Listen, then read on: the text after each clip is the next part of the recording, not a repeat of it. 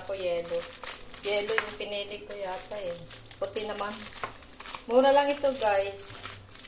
Ano pag-akala nyo to? Yung lagayan ng cellphone. Hindi ko alam mo na saan yung pandikit nito. Ay, yun.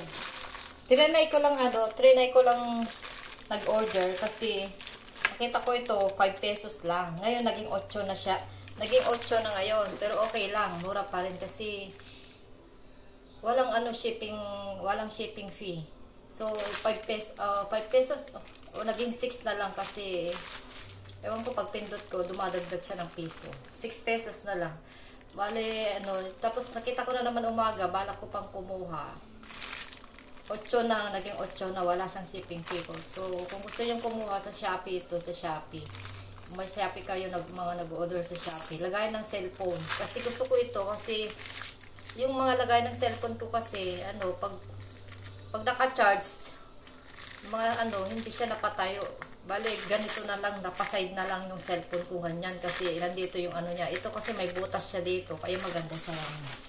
Maganda siya kasi pag dinikit mo na ito, kahit naka-charge yan, nandito yung tubo, yung niya, cord niya, okay lang.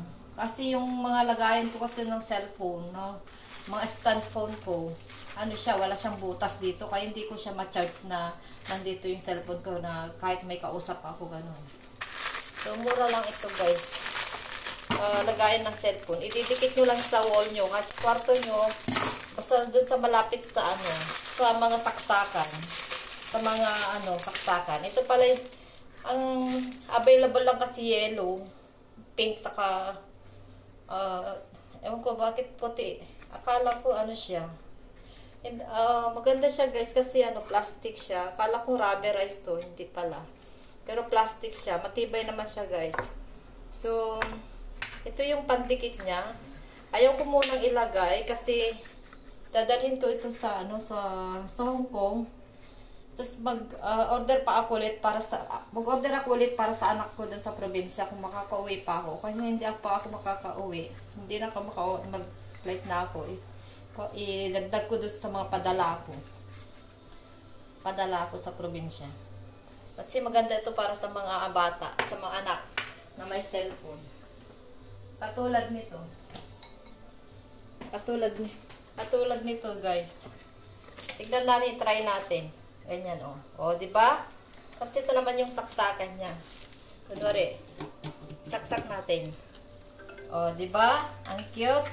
Ayaw ko munang idikit. Ayaw kong idikit, guys. Ayaw ko idikit.